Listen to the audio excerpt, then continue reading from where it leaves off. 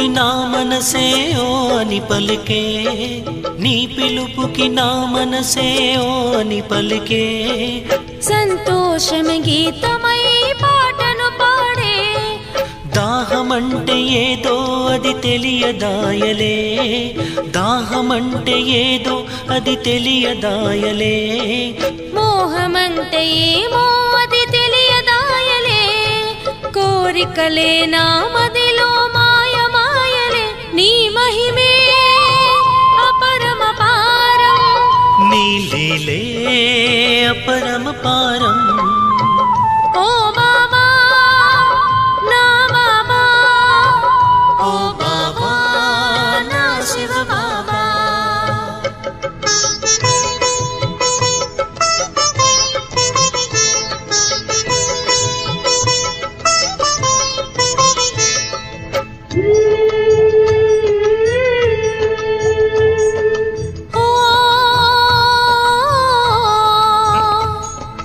ఎంచెంచి ముత్యాల మాలనే చేశారు ఏరిన చేతితోనే పాలన చేశారు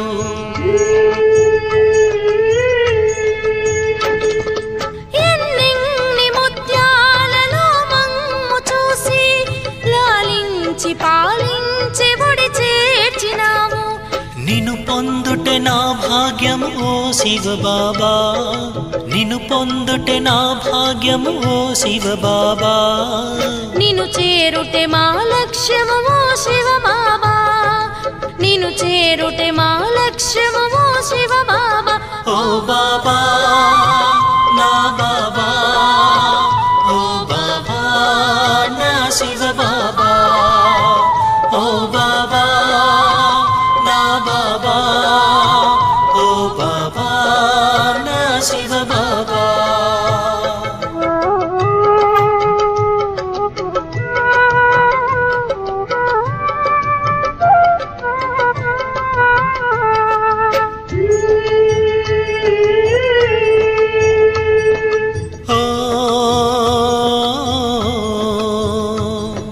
నిరుబలులని శక్తిశాలిగా మార్చినావు నిర్ధనులను రాజులుగా చేసేసినావు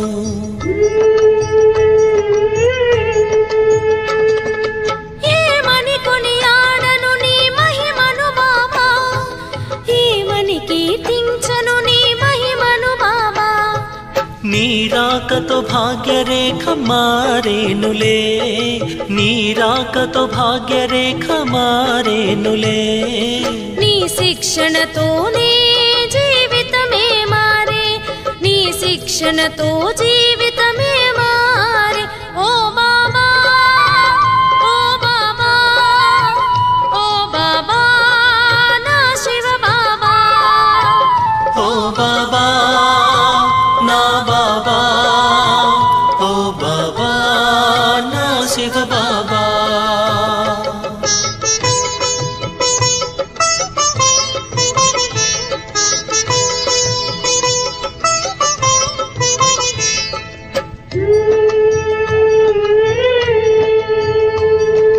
ఓ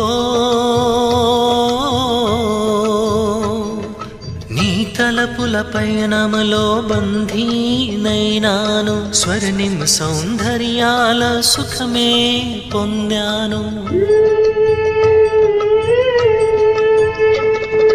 నీ వడిలాలనలోనే లీనమైపోయాను నీ స్మృతి ఆనందములో ఊయలలోగేను ఈ సంగమ సమయములో నీ సంగమమే ఈ సంగమ సమయములో నీ సంగమమే సుఖ శాంతి ఆనందపు హరివిల్లు బాబా సుఖ శాంతి ఆనందపు హరివిల్లు బాబా నీ పిలుపుకి నా మనసే ఓ అని పలికే నీ పిలుపుకి నా మనసే ఓ అని పలికే సంతోషమే గీతమై పాటను పాడే దాహమంటే ఏదో అది తెలియదాయలే దాహమంటే ఏదో అది తెలియదాయలే మోహమంటే ఏమో అది తెలియదాయలే కోరికలే నా మదిలో మాయ మాయలే నీ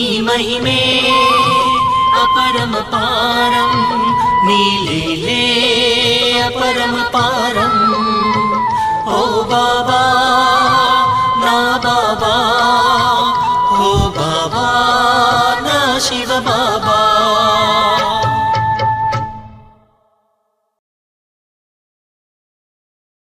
ఓం శాంతి. మధురమైన పిల్లలారా, మీరు ఎంత సమయం తండ్రి స్మృతిలో ఉంటారో అంత సమయం సంపాదన స్మృతి ద్వారానే మీరు తండ్రికి సమీపంగా వస్తూ ఉంటారు. ప్రశ్న: స్మృతి చేయలేని పిల్లలు ఏ విషయంలో సిగ్గుపడతారు? జవాబు: చార్ట్ వ్రాసేందుకు సిగ్గుపడతారు. సత్యం వ్రాస్తే బాబా ఏమంటారో అని అనుకుంటారు. కానీ పిల్లలు సత్యమైన చార్టుని వ్రాస్తూ ఉంటేనే వారి కళ్యాణం జరుగుతుంది. చార్టు వ్రాయడం వల్ల చాలా లాభం ఉంది. పిల్లలారా, ఈ విషయంలో సిగ్గుపడకండి అని తండ్రి చెప్తూ ఉన్నారు. ఓం శాంతి. ఆత్మీక తండ్రి కూర్చొని ఆత్మీక పిల్లలకు అర్థం చేయిస్తారు. పిల్లలైన మీరు ఇప్పుడు ఇక్కడకు 15 నిమిషాల ముందు వచ్చి బాబా స్మృతిలో కూర్చుంటారు. ఇప్పుడు ఇక్కడ ఇతర ఏ పని లేదు, తండ్రి స్మృతిలోనే వచ్చి కూర్చుంటారు. భక్తి మార్గంలో అయితే తండ్రి పరిచయమే లేదు. ఇక్కడ తండ్రి పరిచయం లభించింది. నన్నొక్కరినే స్మృతి చెయ్యండి అని తండ్రి చెప్తారు. నేను పిల్లలందరికీ తండ్రిని స్మృతి చేయడం వల్ల వారసత్వం సహజంగా గుర్తుకు రావాలి. మీరేమీ చిన్న పిల్లలు కాదు కదా. భలే మేము 5 నెలల పిల్లలము లేక 2 నెలల పిల్లలము అని వ్రాస్తారు. కానీ మీ కర్మేంద్రియాలైతే పెద్దవి కాబట్టి ఆత్మీక తండ్రి అర్థం చేయిస్తారు. ఇక్కడ తండ్రి మరియు వారసత్వం స్మృతిలో కూర్చోవాలి. నరుని నుండి నారాయణుడిగా అయ్యేందుకు పురుషార్థం చేయటంలో తత్పరులై ఉన్నామా, లేక స్వర్గానికి వెళ్లేందుకు పురుషార్థం చేస్తూ ఉన్నామా అని మీకు తెలుసు. కావున మేము ఇక్కడ కూర్చొని ఎంత సమయం స్మృతి చేశాము పిల్లలు నోట్ చేయాలి. వ్రాయడం వల్ల తండ్రి అర్థం చేసుకుంటారు. ప్రతి ఒక్కరూ ఎంత సమయం స్మృతి చేశారో తండ్రికి తెలుసు అని అనుకోకండి. తండ్రిని స్మృతి చేశానా లేక బుద్ధి వేరే వైపుకు వెళ్ళిపోయిందా ప్రతి ఒక్కరూ తమ చార్ట్ ద్వారా తెలుసుకోగలరు. బాబా ఇప్పుడు వస్తారని గుర్తు చేసుకున్నా అది కూడా స్మృతినే కదా. ఎంత సమయం స్మృతి చేశామో చార్టులో సత్యంగా వ్రాస్తారు. అసత్యంగా వ్రాస్తే ఇంకా 100 రెట్లు పాపం పెరుగుతుంది, ఇంకా నష్టపోతారు. అందుకే సత్యంగా వ్రాయాలి. ఎంతగా స్మృతి చేస్తామో అంతగా వికర్మలు వినాశమవుతాయి. అంతేకాక తండ్రికి సమీపంగా వస్తూ ఉంటామని మీకు తెలుసు. చివరికి స్మృతి చేయడం పూర్తి అయితే మనం మళ్ళీ బాబా వద్దకు వెళ్ళిపోతాము. కొందరైతే వెంటనే కొత్త ప్రపంచంలోకి వచ్చి పాత్ర చేస్తారు. కొందరు అక్కడే కూర్చొని ఉంటారు. అక్కడ ఏ సంకల్పము రాదు. అది ముక్తిధామము. అది సుఖదుఖాలకు అతీతమైనది. సుఖదుఖం ధామంలోకి వెళ్ళేందుకు ఇప్పుడు మీరు పురుషార్థం చేస్తూ ఉన్నారు. ఎంతగా మీరు స్మృతి చేస్తే అంతగా వికర్మలు వినాశమవుతాయి. స్మృతి చార్టుని ఉంచడం వల్ల జ్ఞానధారణ కూడా బాగుంటుంది. చార్టు ఉంచడం వల్ల లాభమే ఉంది. స్మృతిలో ఉండని కారణంగా వ్రాసేందుకు సిగ్గుపడతారు. బాబాకి తెలుసు. బాబా ఏమంటారు మురళిలో వినిపిస్తారు. ఇందులో సిగ్గుపడేదేముంది అని తండ్రి అంటారు. మేము స్మృతి చేస్తూ ఉన్నామా లేదా మనస్సులో ప్రతి ఒక్కరూ అర్థం చేసుకోగలరు. వ్రాస్తే కళ్యాణం జరుగుతుందని కళ్యాణకారి తండ్రి అర్థం చేయిస్తారు.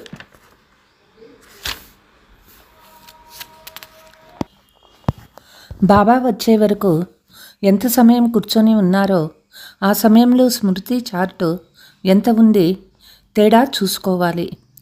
ప్రియమైన వస్తువునైతే చాలా స్మృతి చేస్తారు. కుమారీలకు వివాహం నిశ్చయమైతే ఒకరికొకరు మనస్సు గుర్తుండిపోతారు. వివాహం జరిగిన తర్వాత ఆ స్మృతి స్థిరంగా ఉండిపోతుంది.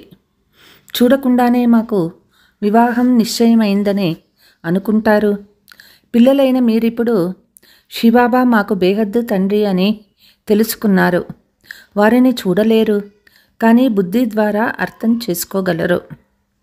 ఆ తండ్రి నామరూపాలకు అతీతులని కొందరంటారు. మంచిది. అలాగైతే ఎవరిని పూజిస్తారు, ఎందుకు స్మృతి చేస్తారు? నామరూపాలకు అతీతంగా ఏ వస్తువు ఉండదు. వస్తువును చూసినప్పుడు వర్ణిస్తారు, ఆకాశాన్ని కూడా చూస్తారు కదా, మరి వారిని అనంతమని చెప్పలేరు. భక్తి మార్గంలో ఓ భగవంతుడా అని భగవంతుణ్ణి స్మృతి చేస్తారు, కావున బేఅంత్ అని అనరు. ఓ భగవంత అని అనగానే వెంటనే వారు గుర్తుకు వస్తారు కనుక తప్పకుండా అతడు ఉన్నాడు. ఆత్మను కూడా తెలుసుకోగలరు, కానీ చూడలేరు. ఆత్మలందరికీ తండ్రి ఒక్కరే, వారిని కూడా చూడలేము అని కానీ తెలుసుకోవచ్చు. తండ్రి వచ్చి చదివిస్తారు కూడా అని పిల్లలైన మీకు తెలుసు. చదివిస్తారు కూడా అని ఇంతకుముందు తెలియదు. కృష్ణుని పేరు పెట్టేశారు. కృష్ణుడు కళ్ళకు కనిపిస్తాడు, అనంతుడని, నామరూపాలకు అతీతుడని. అతన్ని గురించి అనలేరు కదా. నన్నొక్కరినే స్మృతి చేయండని కృష్ణుడు ఎప్పుడూ అనలేదు. అతడు సన్ముఖంలో ఉన్నాడు. అతడిని బాబా అని కూడా అనరు. మాతలైతే కృష్ణుణ్ణి బిడ్డగా భావించి ఒడిలో కూర్చోపెట్టుకుంటారు. జన్మాష్టమికి చిన్న కృష్ణుని ఉయ్యాలలో ఊపుతారు. అతడు సదా చిన్నగానే ఉంటాడా? తర్వాత రాసవిలాసాన్ని కూడా చేస్తాడు. మరికొద్దిగా పెద్దవాడిగా అయ్యాడు కదా, ఆ తర్వాత ఇంకా పెద్దవానిగా అవుతాడో లేక ఏమైనాడో, ఎక్కడికి వెళ్ళాడో ఎవరికీ తెలియదు. సదా చిన్న శరీరమే ఉండదు కదా. కొద్దిగా కూడా ఆలోచించరు. ఈ పూజలు మొదలైనవి ఆచారాలుగా కొనసాగుతాయి. జ్ఞానమైతే ఎవ్వరిలోనూ లేదు. కృష్ణుడు కంసపురంలో జన్మించినట్లు చూపిస్తారు. ఇప్పుడు కంసపురమను మాటే లేదు. ఎవరికి ఈ ఆలోచనలు రావు. భక్తులైతే కృష్ణుణ్ణి సర్వత్రా ఉన్నారని అంటారు. అతడికి స్నానం కూడా చేయిస్తారు, తినిపిస్తారు కూడా. అతడైతే తినడు. మూర్తి ముందు పెట్టి తర్వాత వారే తినేస్తారు. ఇది కూడా భక్తి మార్గమే కదా. శ్రీనాథునికి కూడా నైవేద్యం పెడతాడు. శ్రీనాథుడు తినడం స్వయం పెట్టిన వారే తినేస్తారు. దేవతలను పూజించినప్పుడు కూడా ఇలా చేస్తారు. స్వయం వారే దేవతలను తయారు చేస్తారు. వారికి పూజ చేసిన తర్వాత నీటిలో ముంచేస్తారు. నగలు మొదలైనవన్నీ తీసేసి ముంచేస్తారు. అక్కడ చాలామంది ఉంటారు. వారు ఎవరికి ఏం దొరికితే అవి తీసేసుకుంటారు. దేవీల చిత్రాలనే ఎక్కువగా పూజిస్తారు. లక్ష్మీ, దుర్గా ఇరువురి మూర్తులను తయారు చేస్తారు. పెద్ద తల్లి బ్రహ్మ కూడా ఇక్కడే కూర్చొని ఉంది కదా, వారిని బ్రహ్మపుత్ర అని కూడా అంటారు. ఈ జన్మలో భవిష్య రూపాన్ని కూడా పూజ చేస్తున్నామని భావిస్తారు కదా. ఇది ఎంత విచిత్రమైన డ్రామా. ఇలాంటి విషయాలు శాస్త్రాలలో లేవు. ఇవి వాస్తవిక కర్మలు. పిల్లలైన మీకిప్పుడు జ్ఞానం ఉన్నది. ఆత్మల చిత్రాలు చాలా తయారు చేశారని మీరు అర్థం చేసుకున్నారు. రుద్ర యజ్ఞాన్ని రచించినప్పుడు లక్షలాది శాలిగ్రామాలను తయారు చేస్తారు. దేవీల లక్షలాది చిత్రాలను ఎప్పుడూ తయారు చేయరు. వారైతే ఎంతమంది పూజలుంటారో అన్ని దేవీ విగ్రహాలను తయారు చేస్తారు. కానీ రుద్రయజ్ఞంలో ఒకే సమయంలో లక్షలాది శాలిగ్రామాలను తయారు చేస్తారు. శాలిగ్రామాల పూజకు ఫలానా రోజు అని నిశ్చయం ఉండదు. ముహూర్తము మొదలైనవేవి ఉండవు. దేవతల పూజ నిర్ణయించిన సమయంలో జరుగుతుంది. సేట్లకు రుద్రుని లేక శాలిగ్రామాలను రచించాలని సంకల్పం రాగానే బ్రాహ్మణులని పిలుస్తారు. ఒక్క తండ్రిని మాత్రమే రుద్రుడని అంటారు. వారితో పాటు ఎన్నో శాలిగ్రామాలను తయారు చేస్తారు. ఇన్ని శాలిగ్రామాలను తయారు చేయండని సేట్లు చెప్తారు. అందుకు తిథి తారీఖులను నిర్ణయించరు. శివ జయంతి రోజే రుద్రునికి పూజ చేస్తారని కాదు. ఎక్కువగా బృహస్పతి వారాన్నే శుభదినమని నిర్ణయిస్తారు. దీపావళి రోజు లక్ష్మీ చిత్రాన్ని పళ్ళెంలో ఉంచి పూజిస్తారు. మళ్ళీ ఆ విగ్రహాన్ని యథాస్థానంలో ఉంచుతారు. మహాలక్ష్మి అని పేరు పెట్టేస్తారు. ఆమె యుగల్ రూపం కదా, మనుషులకు ఈ విషయాలు తెలియదు. లక్ష్మికి ధనం ఎక్కడి నుంచి లభించింది? ఆమెకి యుగల్ అయితే కావాలి కదా, కనుక వీరు యుగళ్ళు, అందుకే మహాలక్ష్మి అని పేరు పెట్టేస్తారు. దేవతలు ఎప్పుడు ఉండినారు, మహాలక్ష్మి ఎప్పుడు ఉండి వెళ్ళిపోయారు, ఈ విషయాలన్నీ మనుషులకు తెలియదు. మీకిప్పుడు తండ్రి కూర్చొని అర్థం చేయిస్తూ ఉన్నారు. మీలో కూడా అందరూ ఒకే విధంగా ధారణ చేయరు. ఇంత జ్ఞానం అర్థం చేయించిన తర్వాత కూడా శివబాబా గుర్తున్నారా, వారసత్వం గుర్తుందా అని బాబా అడుగుతారు. ఇదే ముఖ్యమైన విషయం. భక్తి మార్గంలో ధనాన్ని ఎంతగా వృధా చేస్తారు. ఇక్కడ మీది ప్రతి ఒక్క పైసా వృధా అవ్వదు. మీరు సంపన్నంగా అయ్యేందుకే సేవ చేస్తారు. భక్తి మార్గంలో అయితే చాలా ధనాన్ని ఖర్చు చేస్తారు, నిరుపేదలైపోతారు, అంతా మట్టిలో కలిసిపోతుంది. ఎంత వ్యత్యాసం ఉన్నది. ఇప్పుడు ఏం చేసినా ఈశ్వరీయ సేవలో శివబాబాకు ఇస్తారు. శివబాబా అయితే తినరు, మీరే తింటారు. బ్రాహ్మణులైన మీరు మధ్యలో నిమిత్తులుగా ఉన్నారు. బ్రహ్మకు ఇవ్వడం లేదు, మీరు శివబాబాకు ఇస్తారు. బాబా మీ కొరకు ధోతి చొక్కా తెచ్చామని అంటారు. ఇతనికి ఇవ్వడం వల్ల మీకేమీ జమ అవ్వదని బాబా చెప్తారు. శివబాబా స్మృతి చేసి ఇతనికి ఇచ్చిందే జమ అవుతుంది. బ్రాహ్మణులు శివబాబా ఖజానా ద్వారాయే పోషింపబడుతున్నారని మీకు తెలుసు. ఏం పంపమంటారు అని బాబాను అడిగే అవసరం లేదు, ఎందుకంటే ఇతడు తీసుకోదు. బ్రహ్మ బాబాని స్మృతి చేస్తే మీది జమ అవ్వనే అవ్వదు. బ్రహ్మ కూడా శివబాబా ఖజానా నుండే తీసుకోవాలి. తద్వారా శివబాబాయే గుర్తుకొస్తారు. ఇతడు మీ వస్తువును ఎందుకు తీసుకుంటాడు? బ్రహ్మ కుమారీలకి ఇవ్వడం కూడా తప్పే. మీరు ఎవరి వద్దనైనా దుస్తులను తీసుకొని ధరిస్తే వారే గుర్తుకు వస్తూ ఉంటారని బాబా అర్థం చేయిస్తారు. తేలికైన వస్తువైతే దాని విషయం వేరు. మంచి వస్తువైతే ఫలానా వారు ఇది ఇచ్చారని ఎక్కువగా గుర్తుకొస్తుంది. వారిది ఏమీ జమ అవ్వదు, కావున నష్టం జరుగుతుంది. నన్నొక్కరినే స్మృతి చేయమని శివబాబా చెప్తారు. నాకు దుస్తులు మొదలైనవి అవసరమే లేదు. దుస్తులు ఇవన్నీ పిల్లలకు కావాలి. వాటిని శివబాబా ఖజానా నుండి ధరిస్తారు. నాకైతే నా శరీరం లేదు. మీరు శివబాబా ఖజానా నుండి తీసుకునేందుకు హక్కుదారులు. రాజ్యానికి కూడా హక్కుదారులు. తండ్రి ఇంటిలోనే పిల్లలు తింటూ తాగుతూ ఉంటారు కదా.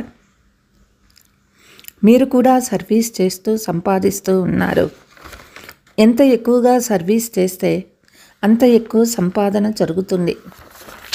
శివబాబా బండారం నుండి తింటారు తాగుతారు. వారికి ఇవ్వకుంటే జమ అవ్వదు. శివబాబాకే ఇవ్వవలసి ఉంటుంది. బాబా మీ ద్వారా భవిష్య 21 జన్మలకు పదమాపదం పతులుగా అవుతాము. ధనమైతే సమాప్తం అవుతుంది, అందువల్ల సమర్థులకు మేము ఇచ్చేస్తాము. తండ్రి సమర్థులు కదా, 21 జన్మల వరకు వారే ఇస్తారు. పరోక్షంగా కూడా ఈశ్వరార్థం ఇస్తారు కదా. అలా పరోక్షంగా ఇచ్చింది అంత సమర్థమైనది కాదు. ఇప్పుడు చాలా సమర్థంగా ఉంటుంది, ఎందుకంటే వారు సన్ముఖంలో ఉన్నారు. సర్వశక్తివంతులు సమయంలోనే ఉన్నారు. ఈశ్వరార్థంగా ఏదైనా కొద్దిగా దాన పుణ్యాలు చేస్తే అల్పకాలానికి ఎంతో కొంత లభిస్తుంది. తండ్రి మీకు అర్థం చేయిస్తూ ఉన్నారు. ఇక్కడైతే నేను సన్ముఖంలో ఉన్నాను, ఇచ్చే దాతను నేను. ఇతడు కూడా శివబాబాకు సర్వస్వం సమర్పించి విశ్వ చక్రవర్తి పదవి తీసుకున్నారు. ఈ వ్యక్తంలోనే అతని అవ్యక్త రూపమే సాక్షాత్కారమవుతుందని మీకు తెలుసు. ఇతనిలోకి శివబాబా వచ్చి పిల్లలతో మాట్లాడతారు.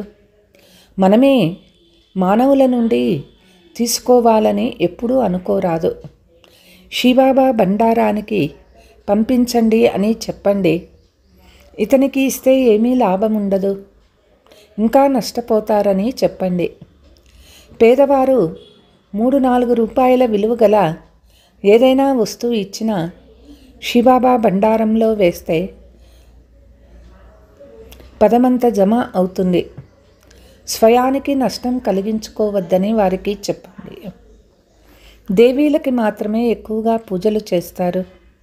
ఎందుకంటే జ్ఞానం ఇచ్చేందుకు దేవీలైన మీరే నిమిత్తంగా అవుతారు.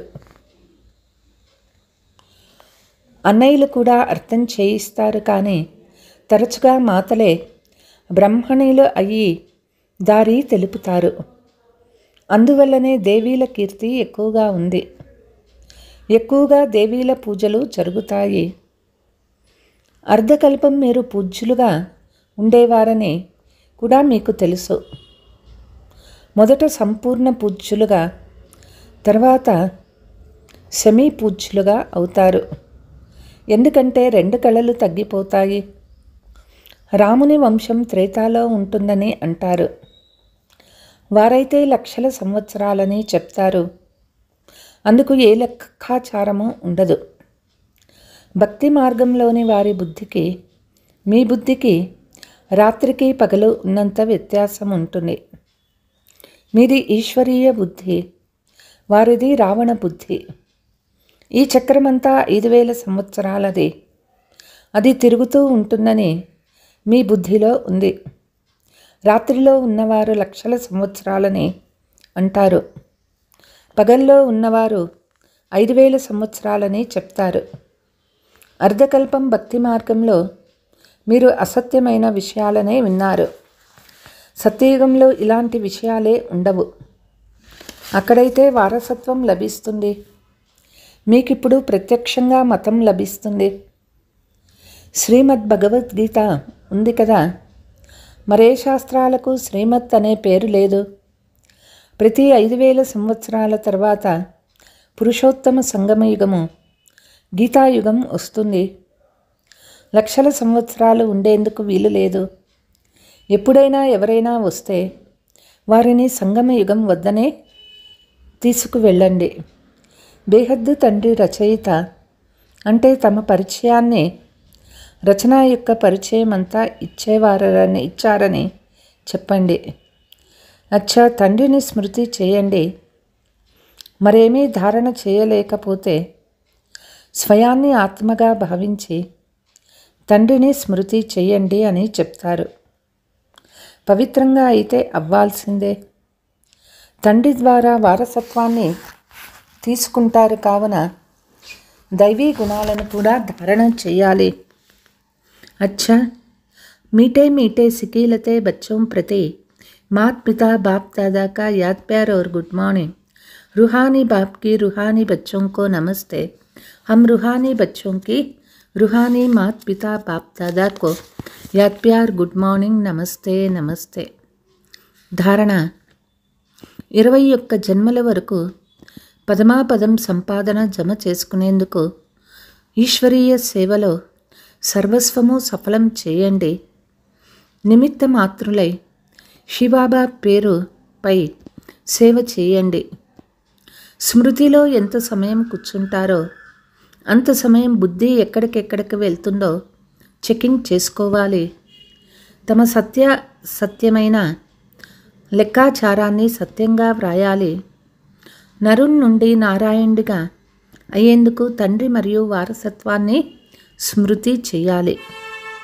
వరదానము: విస్మృతి యొక్క ప్రపంచం నుండి వెలుపలికి వచ్చి స్మృతి స్వరూపంగా ఉంటూ హీరో పాత్రను అభినయించే విశేష ఆత్మా భవ.